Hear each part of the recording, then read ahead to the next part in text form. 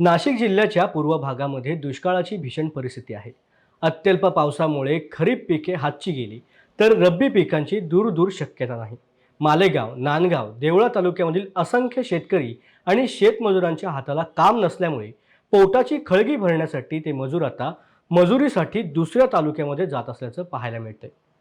अनेक शेतकऱ्यांची स्वतःची शेती असूनही पाण्याअभावी काहीच न पिकल्यामुळे त्यांच्यावर सुद्धा मजुरीसाठी बाहेरगावी जाण्याची वेळ आली असून रोज सकाळी मजुरांचे शेकडो वाहने कळवणच्या दिशेने जात असल्याचं पाहायला मिळतंय. रोज अनेक वाहनांमधून जीवघेणा प्रवास करत माणसांचे लोंढेच्या लोंढे स्थलांतरित होत आहेत. मायबाप सरकारने दुष्काळाचे चटके सोसणाऱ्या शेतकरी आणि शेतमजुरांच्या हाताला गावातल्या गावातच काम उपलब्ध करून देण्याची अपेक्षा नागरिकांकडून व्यक्त होत आहे.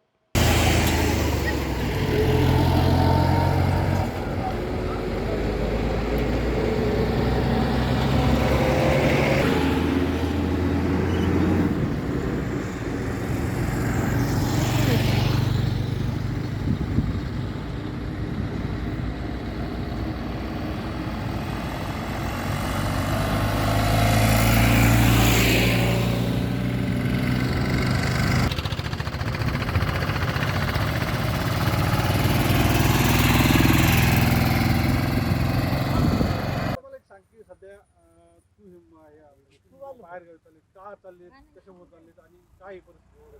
आता आमच्या गावाला यावर्षी पाऊसच पडला नाही. जून महिन्यात पाऊस झाला नाही. पहिले जे पिकं होते ते आमच्या हातातून गेले आणि नंतर आपण गणपती समजा नवरात्राची वाट बघत होतो तर त्यावेळेसला पण पाऊस झाला नाही. जे कांदा लागवड केलेली होती लोकांनी, जो खर्च केलेला होता तो खर्च बी उपलब्ध झाला नाही. आणि सगळ्यात महत्त्वाचं पाण्याचं आमच्या गावाला जे 4-5 खेडे तिथं पाण्याचं काही सोर्स नाही.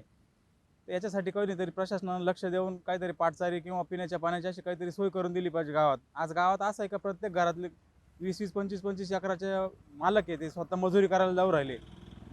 सरकारनं काहीतरी लक्ष दिलं पाहिजे या गोष्टीवरती आणि गावात पाण्याचा प्रश्न सोडला पाहिजे. सिंचनाच्या पाण्याला काहीतरी उपलब्ध करून दिली, कुठून पाटचारी वगैरे काहीतरी अशा भरपूर 10-20 किलोमीटरवरून आम्हाला प्रत्येक ठिकाणी पाणी गेलेलं आहे. 10-20 किलोमीटर आम्हाला चारी पण येऊ शकते किंवा पाटचारी काहीतरी सरकारनं काढून द्यावा ही आमची सगळ्याची इच्छा आहे आमच्या 4-5 गावाच्या वतीनं. काय झालं तुझं? समाधान दौलत पगार. शासनाला काय मागणी? शासनाकडे एवढीच मागणी आहे, फक्त सिंचनाची पाण्याची सोय करून दिली पाहिजे आणि पाटचारी तरी आली पाहिजे अशी आमच्या गावकऱ्याच्या वतीने तुम्हाला एक विनंती करतो.